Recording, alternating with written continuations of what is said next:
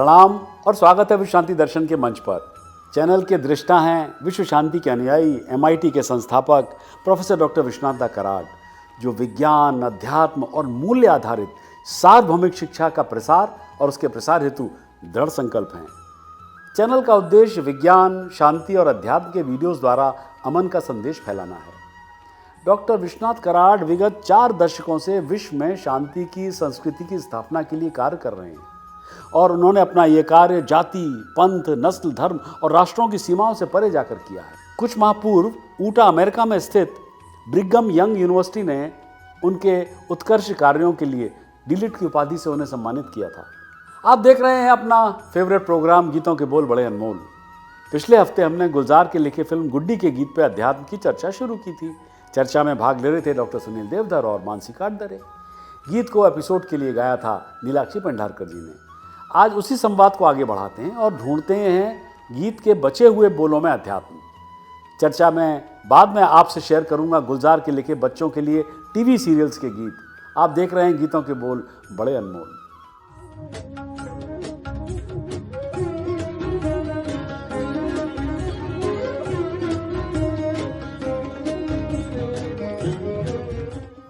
नमस्कार, एक बार फिर स्वागत है आपका गीतों के बोल बड़े अनमोल पर।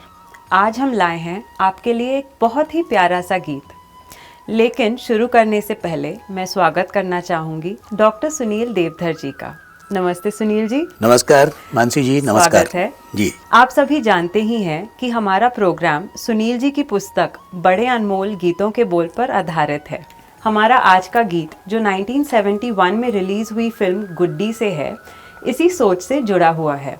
गीत है हमको मन की शक्ति देना। गीतकार हैं गुलजार। तो चलिए सुनते हैं ये गीत। जी।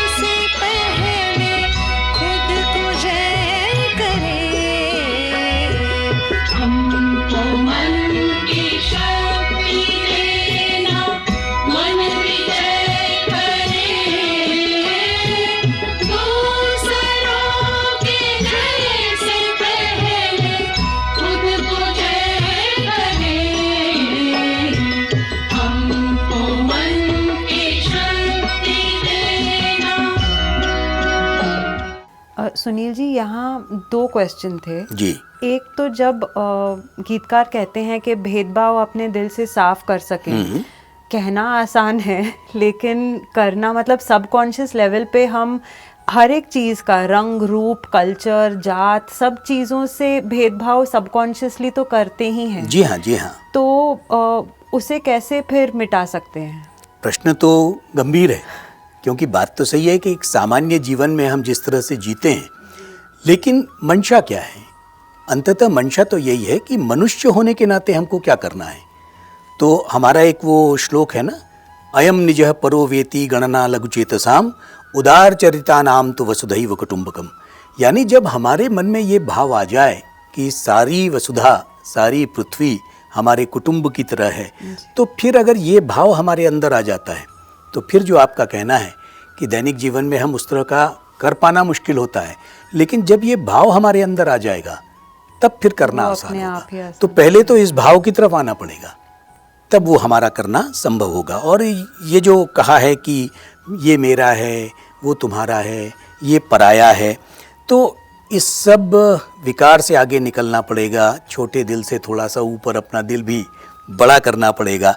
और वो इकबाल फिर एक बार याद आ गए, और वो इकबाल कहते हैं कि ठुकरा कर क्यों मोहब्बत को, ठुकरा कर क्यों मोहब्बत को अपना ली है तंग नज़र, ठुकरा कर क्यों मोहब्बत को अपना ली है तंग नज़र, चेत जा वक्त रहते तू बदल अब डाल ये डगर। तो जब आप रास्ता बदल देंगे तो आप में वो विचार की जो अपने आप तंगी बदल है जाएंगी। वो भी बदल जाएगी। बिल्कुल।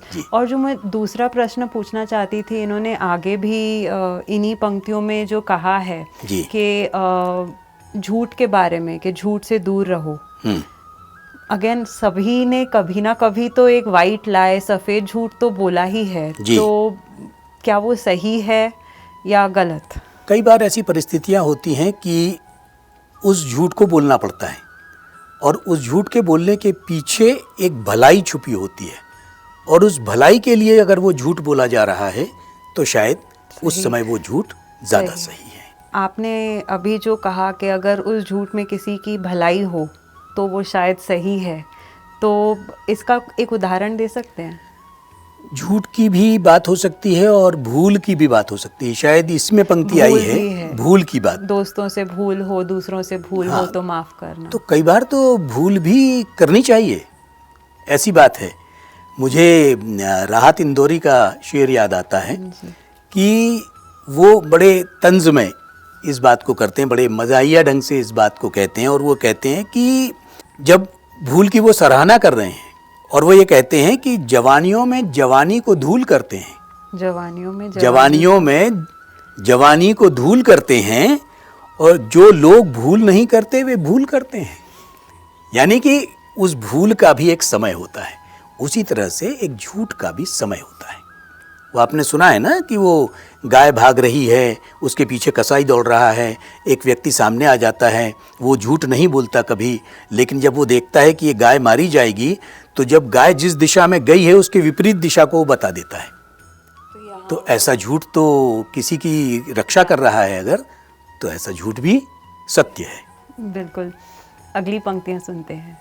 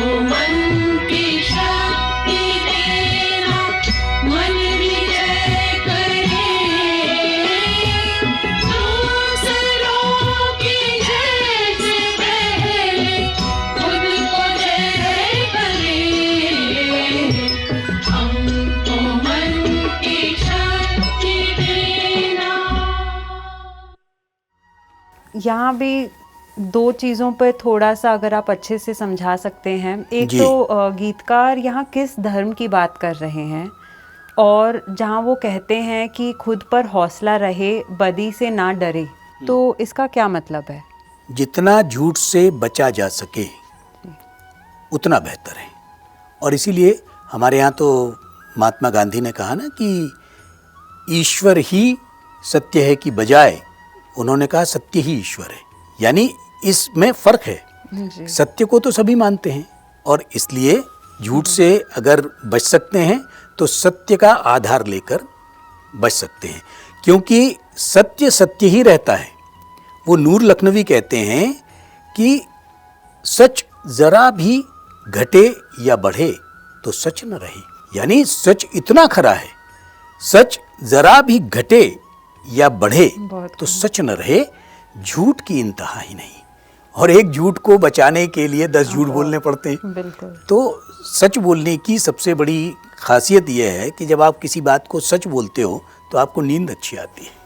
आपको ये नहीं सोचना पड़ता कि कल के दिन जो हमने झूठ बोला है उसे किस तरह से बचाएंगे। तो उस तरह से आप सच बोलकर तो बहुत से मार्ग आपके सीधे हो जाते हैं, ये बात है। तो सत्य ही धर्म है, आप जी, कह रहे हैं। जी। ठीक है। और जो गीतकार कहते हैं कि खुद पर हौसला रहे, बदी से ना डरें, इसका क्या मतलब है? मुश्किलें जब आप पर पड़ें तो उन मुश्किलों का सामना आप कर सकें, और मुश्किलों का सामना झूठ से नहीं हो सकता। और शायर ये कहता है कि वक्त की लहरों से टकराते हुए आगे बढ़ जाइए। वक्त कैसा भी आ सकता है, जी। तो वक्त की लहरों से टकराते हुए आगे बढ़ जाइए, फेर कर मुंह जिंदगी का सामना मुमकिन नहीं। बहुत क्योंकि अगर इन चीज़ों से आप मुंह फेर कर लेंगे तो फेर कर मुंह जिंदगी का सामना मुमकिन नहीं। तो जिंदगी का सामना तो उससे टकरा कर ही हो सकता है। और वो जो बात है कि अपने अधिकार की, अपने हक की बात है, अपने सत्य की बात है। हक जो है वो सत्य भी है, हक जो है वो धर्म भी है ना। तो ये कहते हैं ना कि रावण की सेना बहुत बड़ी थी, लेकिन सत्य किसके साथ था? राम के सत्य राम के साथ था। तो वो कहते हैं कि इंसान हक की राह में हरदम जमा रहे, ये बात फिर फिजूल है कि लश्कर बड़ा रहे। तो इंसान हक की राह में, यानी सत्य के मार्ग पर, हक के मार्ग पर हमेशा रहे, और ये बात फिर फिजूल है कि लश्कर बड़ा रहे। लश्कर कहते हैं फौज को, सेना को। तो सेना किसी की बड़ी हो सकती है, और ऐसे तो कितने उदाहरण हैं। महाभारत में भी उल्टा था, जी। पांडवों की सेना कम थी जी। और कौरवों की सेना बहुत ज़्यादा थी। तो ये उदाहरण हर जगह हैं। तो कुल मिलाकर उत्तर इतना ही है कि सत्य सत्य है, और वो कुछ समय के लिए ऐसा लग सकता है कि ये पराजित हो रहा है, कुछ समय के लिए ऐसा लग सकता है कि सत्य से काम नहीं चल रहा है, लेकिन सत्य कभी मर नहीं सकता। बहुत खूब, thank you Sunil ji. I hope आप सभी को आज का गीत हौसला दे और एक नेक इंसान बनने की शक्ति दे। एक बात और कह देते हैं, नेकी शब्द भी और आ गया आपका। हाँ जी। तो उस नेकी शब्द पर एक शेर याद है, कौन नेकी कर रहा है और बदी है किसके हाथ। कौन नेकी कर रहा है और बदी है किसके हाथ, सत्य क्या है वही जाने, हर हिसाब है उसके हाथ। तो वो सत्य को जानता है और हर हिसाब उसके हाथ में है। तो नेकी कौन कर रहा है और बदी कौन कर रहा है, ये भी वो देख रहा है। और जैसा कि आपने कहा कि कठिन समय में हार कर बैठ जाना तो कायरता है, क्योंकि आपको सामना तो करना ही पड़ेगा। और इसलिए जब ऐसा समय आता है तो मुझे मार्टिन लूथर किंग जूनियर, उनकी एक बात याद आती है कि वे कहते हैं कि हमें सीमित निराशा को तो स्वीकार करना चाहिए, क्योंकि हमारे सामने अगर निराशा आ गई है, हमें सीमित निराशा को स्वीकार करना चाहिए, लेकिन हमें असीम आशा को कभी नहीं भूलना चाहिए। ये एक महत्वपूर्ण बात है। इसके आगे कहने की कुछ ज़रूरत नहीं। मिलते हैं अगले हफ्ते। Welcome back. सन 2007 में अमोल पालेकर द्वारा निर्देशित बच्चों की फिल्म दुम कटा रिलीज हुई थी। ये फिल्म बॉक्स ऑफिस पर असफल रही, जी हाँ, पर इसमें लिखा गुलजार का एक अनमोल गीत है जो उनका भी निजी पसंदीदा है। गाने में पूंछ शब्द का तरह तरह से उपयोग किया गया है। गुलजार का कहना है, and I quote him again, पूंछ का ऐसा कोई पहलू नहीं है जिसे मैंने गीत में संबोधित न किया हो, अनकोट। ये गुलजार का सबसे विचित्र रूप है जो विभिन्न प्रकार की पूंछों की प्रशंसा करता है। पतंग उड़े तो पतंग के पीछे लंबी लटके पूंछ, साइकिल पर मुश्किल है भैया चेन में अटके पूंछ, गौरी ऐश्वर्या के सर पर चुनरी लागे पूंछ। ये बच्चों के लिए गुलजार के काम का एक छोटा सा नमूना मात्र है। लोगों में कहीं बैठे तो कहे हटो हटाओ पूंछ को, हाय उठने लगो कुर्सी से तो चलो उठाओ पूंछ को। सब चलेंगे तेरी धुन से, टीवी वाले हैं पूछे तुमसे, हैरा हैरा सारे टीचर में उंगली होश गुमसे, शान से मान ले बोलने पे कोई बोले तुम कटा चेतक है तू तो होशियारे बब्बर। उसके बाद की बात करूंगा मैं आपसे 80 के दशक की। उस समय Jaya Bachchan children film society की चेयरपर्सन थी और गुलजार एग्जीक्यूटिव काउंसिल मेंबर थे। मैं भी चिल्ड्रन फिल्म सोसाइटी में करीब 12 वर्ष तक मैंने काम किया था बतौर प्रोड्यूसर। तकरीबन 10 से 12 फुल लेंथ फीचर फिल्में बनाई थी और अनोखा अस्पताल नाम की बाल फिल्म का निर्देशन भी किया था, जिसे अंतर्राष्ट्रीय पुरस्कार भी मिला। बहरहाल उस दौर में चिल्ड्रन फिल्म सोसाइटी में बहुत सारी बच्चों की फिल्में इंपोर्ट हो रही थी। जया बच्चन इंपोर्टेड कंटेंट के ज़्यादा पक्ष में नहीं थी। उनका मानना था कि हम अपने देश के बच्चों के प्रति थोड़े इनसेंसिटिव हैं। अगर हमारे पास उन्हें दिखाने के लिए हमारी अपनी कहानियाँ नहीं हैं तो ये बड़े शर्म की बात है। ऐसे में कोलकाता के पपिटियर संजीत घोष ने, अफसोस कि वो हमारे बीच में अब नहीं है, पोटली बाबा के सीरीज़ बनाने का CFSI को ऑफर दिया, जो बहुत टाइमली था and rest is history. I was at Kolkata producing this human size puppet series, जिसका स्क्रीन प्ले गुलजार ने लिखा था और जिसके लिए CFSI ने उन्हें अच्छी तरह नवाजा भी था। जब इस सीरीज का टाइटल सॉन्ग की बात आई तो CFSI ने एक बार फिर गुलजार का हाथ थामा और तब जन्म हुआ पोटली बाबा के टाइटल सॉन्ग का। क्या था वो? वही घुंगर वाले छेनू वाले झुन्नू का बाबा, किस्सों का कहानियों का गीतों का चाबा। घुंगर वाली छेनू वाली झुन्नू का बाबा, किस्सों का कहानियों का गीतों का चाबा। हे आया आया छेनू वाली झुन्नू का बाबा, आया आया छेनू वाली झुन्नू का बाबा। ये पंक्तियां उस दौर के बच्चों को आज भी याद होंगी, जब वे हर रविवार को दूरदर्शन पर पोटली बाबा की सीरियल टेलीकास्ट का इंतजार करते थे, जिसकी पोटली में कई कहानियां हैं। घुंगर गांव में रहने वाले बूढ़े कहानीकार छेनू के झुन्नू का बाबा उन कहानियों और दंत कथाओं को इकट्ठा करते हैं जिन्हें उनकी माँ ने पत्थरों के नीचे छिपा कर रखा था। बाबा की खासियत यह है कि वो दिन ब दिन जवान होता जा रहा है और एक बार जब उसे सभी कहानियां मिल जाएंगी तो एक बच्चा बन जाएगा। शायद ये झुन्नू वाला छेनू वाले बाबा खुद गुलजार ही हैं। किस्सों का, कहानियों का, गीतों का चाबा। और चाबा ग्रामीण पंजाब का एक कंटेनर है। इसका उपयोग विशेष रूप से रोटी और चपाती रखने के लिए किया जाता है, जिससे कि रोटियां काफ़ी देर तक गर्म रहती हैं। कितनी आनंददायक है गहराई, तीव्रता और उत्साह से भरी गुलजार की पोटली। कोई भी वास्तव में उनके काम की गहराई का अंदाज़ा नहीं लगा सकता है। बच्चों के लिए किसी भी लेखक को दरअसल एक परीक्षा से गुजरना पड़ता है, और इतना ही नहीं, एक बच्चे के लिए इससे जुड़ने में सक्षम होना भी उतना ही महत्वपूर्ण है। अगर वो जुड़ा नहीं तो बेकार है फिर। और अब बच्चों के लिए गुलजार के लेखे एक ऐसे गीत की चर्चा करना चाहूँगा जो केवल गुलजार ही लिख सकते थे और इतना भावपूर्ण बना सकते थे। ये बात है सन 1990 की। दूरदर्शन पर जंगल बुक नाम की एक एनिमेशन सीरीज हिंदी में प्रसारित होने वाली थी। उस दौर के टीवी सीरियल्स, उस वक्त theme song it was a must.